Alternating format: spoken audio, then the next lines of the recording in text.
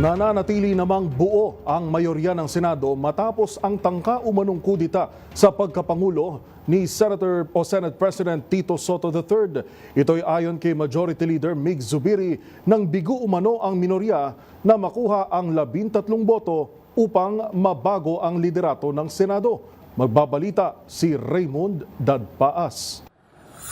Lalong mas matatag ngayon ang majority bloc sa Senado sa pamumuno ni Senate President Vicente Tito Soto III.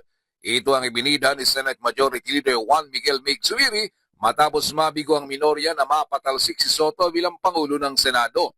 Napatunayan umano nila na nagkakaisa at hindi natitinag ang kanilang hanay sa mayorya. Ang susunod ay mag-focus na sila sa kanilang trabaho.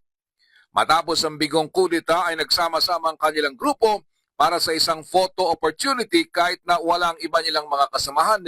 Hindi nakakuha ng magic number na 13 ang grupo nila Senate Minority Leader Alan Peter Cayetano at Senador Jaime Marcos para maagaw ang liderato ng Senado. Si Senador Loren Legarda ang inalok ng kanilang grupo na maging Senate President na kanya umanong tinanggihan.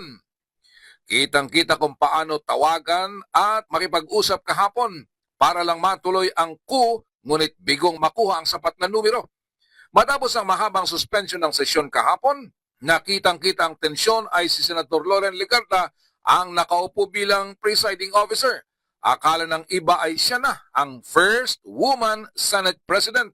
Ngunit sadyang pinaupo siya ng majority bloc para lang i-adjourn ang sesyon kahit na wala na sa Senate Session Hall ang mga minority bloc sa Senado. Yes, session is resumed. Thank you, Madam President. Madam President, I move that we adjourn session until 3 o'clock in the afternoon, Monday, February 9, 2026. I so move, Mr. President. Madam President. Any objections? I don't see the minority here, only the majority. This is also in cooperation with the minority. With the minority, They know that yes. we're going to adjourn early. No objections heard. Session is adjourned until Monday, 3 o'clock. February 9, 2026. Thank you very much, Madam President. Para sa MBC TV Network News, ito si Raymond Dadpaas ng DZRH, una sa Pilipinas, una sa Pilipino.